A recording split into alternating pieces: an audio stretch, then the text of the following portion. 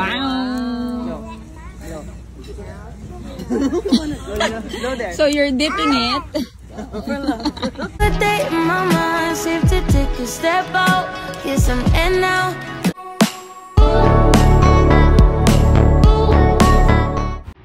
Andy Eigenman in-expand ang kanyang business na Kanaway at naglagay ng extension na table and chairs na may kawayan na bubong pa dahil madalas nga'y dinadagsa sila dahil sa sarap ng mga pagkain dito. Sulit nga ang kanilang mga tinda kaya binabalik-balikan.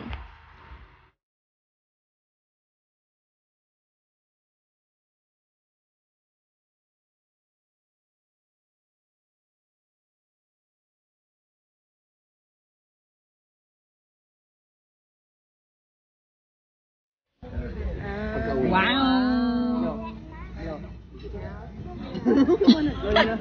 So you're dipping it?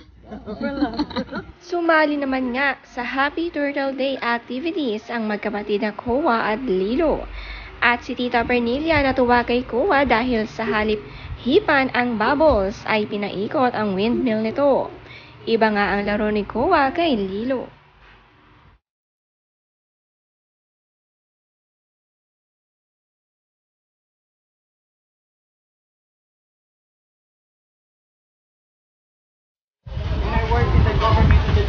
We found nesting turtles.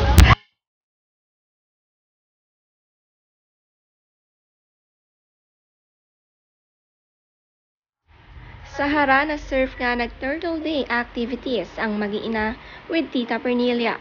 Kahit wala si Filmar ay kayang-kaya ni Andy alagaan ang dalawang anak dahil na rin sa tulong ng kanyang mga kakilala dito sa isla. Nagpapinta rin naman si Lilo ng kanyang pisngi at ang look nito ay turtle.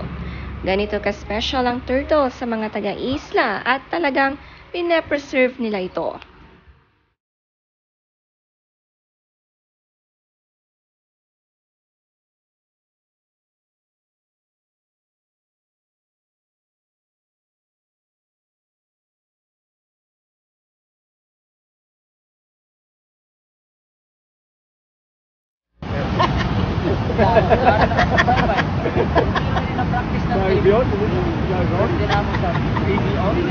Nahinirahan kami kay Pwede Manamo, nagpa. Dito natin ito kay salamat at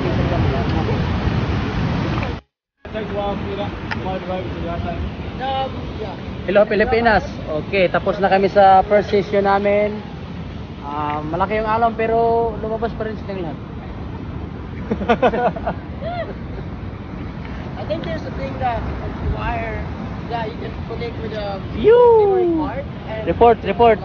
Si Filmar nga dahil hindi siya kasali na lalahok sa surfing games at magsisilbing coach lamang, gumagawa ito ng paraan para aluhin ang sarili habang nagpa-practice ang mga kasamahan.